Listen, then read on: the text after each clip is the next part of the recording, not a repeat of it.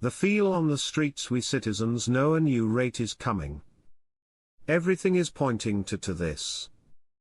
Frank, I agree with you. I can feel the rumbling of the earthquake that will bring you your monetary reform, purchasing power.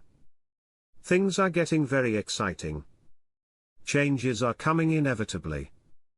What awaits Iraq after January 20th? Quote, Iraq will be part of the new Middle East. This is what a number of observers expect about the next stage after Donald Trump assumes the US presidency on Monday, January 20th.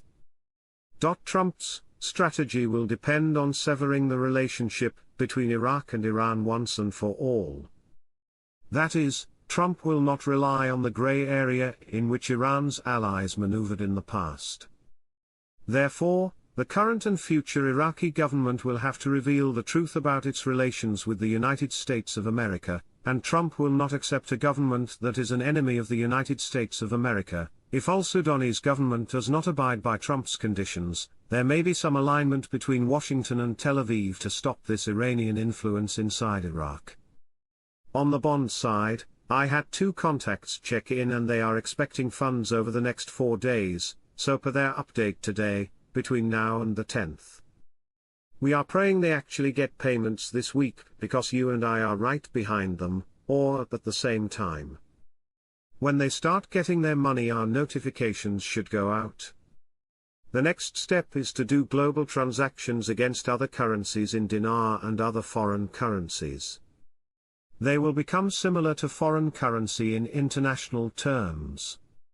I don't believe it's going to be at 1,320 for the dollar. It will not work as a RIA. From today, banks are closed and will not open in Iraq until next week. Monday is a national holiday, Army Day. It definitely looks like a timed mechanism in many ways. There's a lot of rumors, talking about how the rate might change on January 6th. Disregard that. I can promise you the rate is not changing on January 6th. I'm going to give you a date in this and it's opinion based, so this may or may not happen. If the rate is going to change, because we don't know if the rate is going to change in the month of January, it will be sometime in the second half of January after the 15th. That is a promise. It has to be after the 15th, the rate cannot change before the 15th. And, it can only change on what is their Sunday, so it has to be on one of their Sundays after the 15th.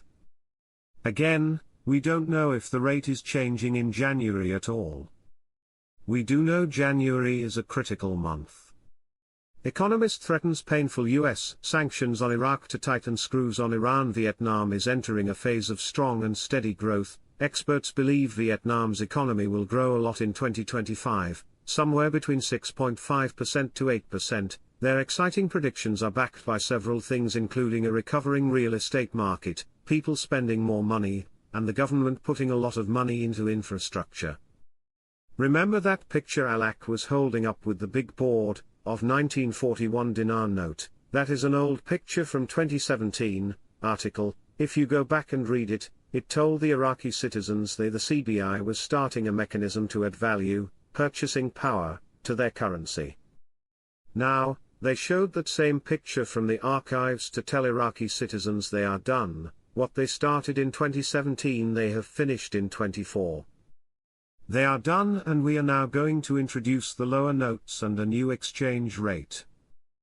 That's why you, Iraqi citizens, are being given exchange 30 note instructions today. The Iraqi dollar and the first day passed peacefully.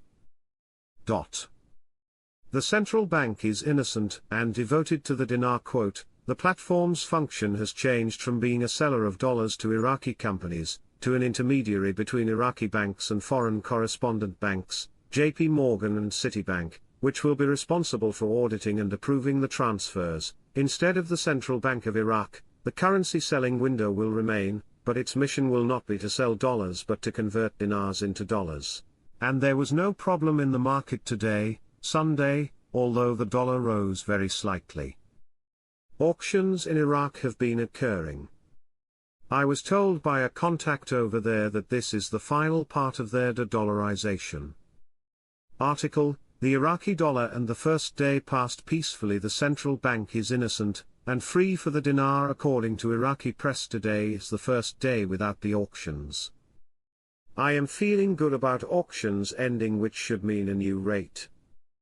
I am told Iraq was reducing their reserves to de-dollarize the market. This in anticipation of a rate change. Iraqi banks are closed. Sadoni said he was going to make the dinar stronger than the dollar. I think it's going to still hold true. I think that's the expectations of the world. We're going to see that happen.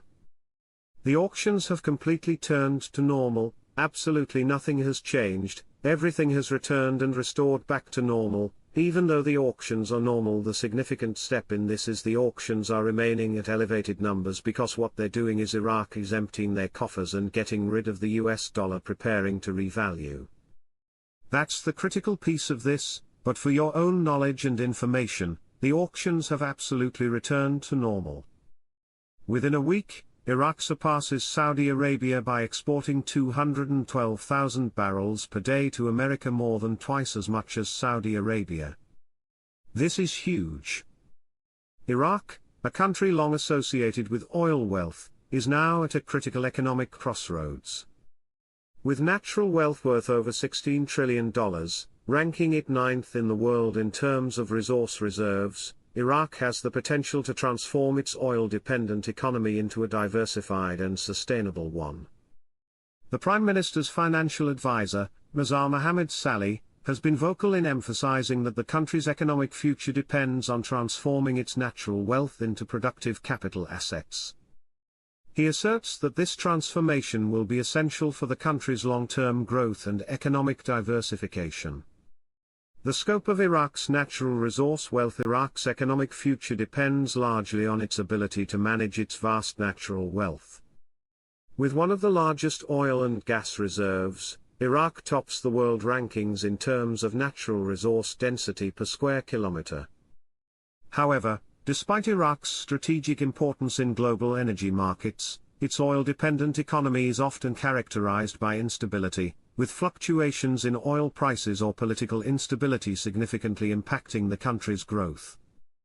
In recent years, it has become clear to the Iraqi government that the future will not depend solely on oil exports. Instead, there needs to be a broader vision of how to invest Iraq's natural resources. These resources include minerals, agricultural potential, and other untapped assets that can spur broader economic transformation.